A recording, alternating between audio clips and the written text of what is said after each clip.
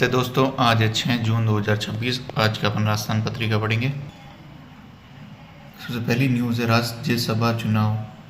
तो यहाँ पर अब पेज क्या फंस रहा है कि राजस्थान में 3 सीटों पर 18 जून को होने वाले चुनाव के लिए यहाँ पर कांग्रेस, यहाँ ये समझने की इम्पोर्टेंस है कि राज्यसभा चुनाव में जीत के लिए 51 विधायकों के समर्थन की आवश्यकता है।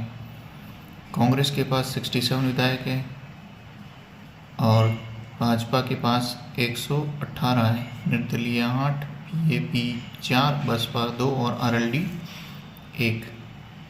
इस हिसाब से 3 सीटों के लिए 2 सीटें बीजेपी के पास और 1 सीट कांग्रेस के पास। अभी तक का समीकरण ये बन रहा है।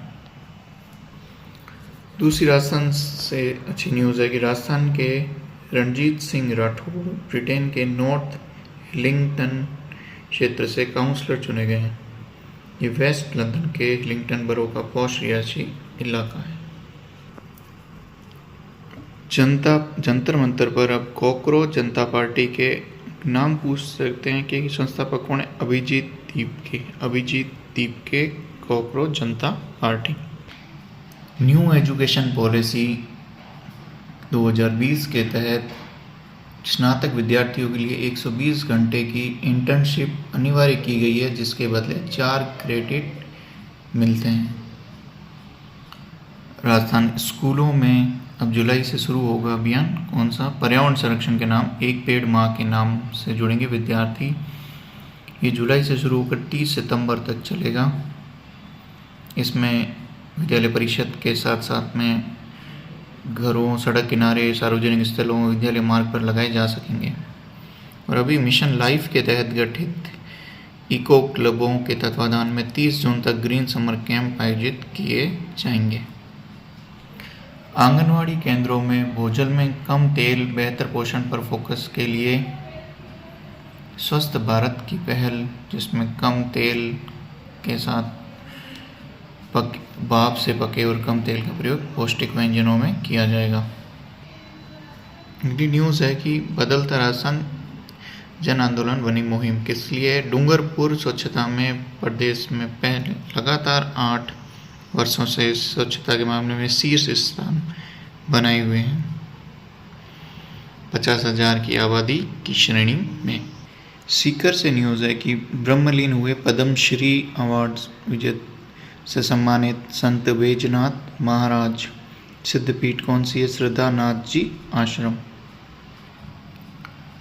तमिलनाडु में भाजपा के अध्यक्ष के अन्नामले, इनका इम्पोर्टेंस क्या? इन्होंने भाजपा पार्टी छोड़ी तथा अब वी द लीडर्स आंदोलन शुरुआत किया है। इनकी विचारधारा स्पष्ट है कि जब भारत एक विकसित राष्ट्र बनेगा तब तमिलनाडु का शीर्ष पर स्थान होगा। न्यायपालिका संबंधित न्यूज़ है कि न्याय में देरी का दस्तावेजीकरण। न्याय में देरी न्याय की हत्या जैसा होता है।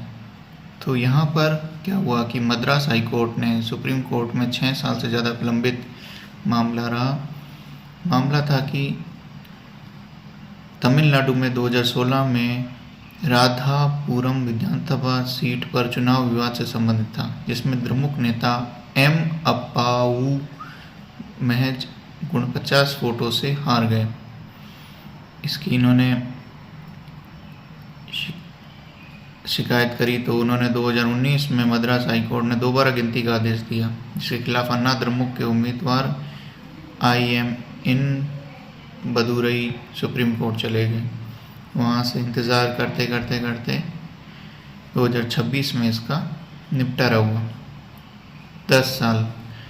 जबकि उस समय के चुने विधायक उन्होंने अपना टर्म भी पूरा कर लिया।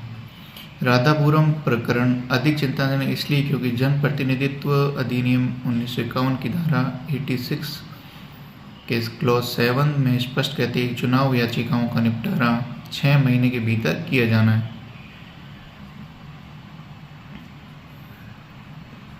तो 6 माह के भीतर नहीं हो पाया।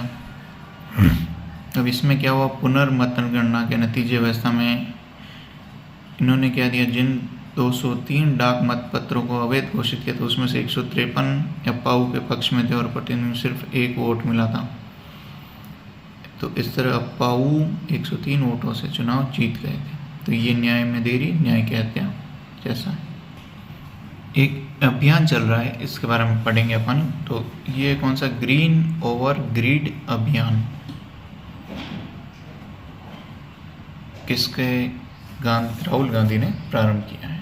इसमें अंडमान निकोबार के वहाँ पर संबंधित है। देश की पुल्लमपारा पंचायत जो केरल में है, उसको पहली 100% डिजिटल साक्षर पंचायत का दर्जा दिया गया है। अंडर 18 एशिया कप, इसमें भारत ने सेमीफाइनल मुकाबले में पाकिस्तान को 5-3 से हराकर फाइनल में जगह बनाई। जबकि महिला अंडर 18 हॉकी में एशिया कप में ही सेमीफाइनल में चीन से हार गई है। योगासन चैंपियनशिप, ये इम्पोर्टेंट है क्योंकि पहली बार भारत में मेजबानी इसका कर रहा है। तो पहले दिन वर्ल्ड योगासन चैंपियनशिप के पहले दिन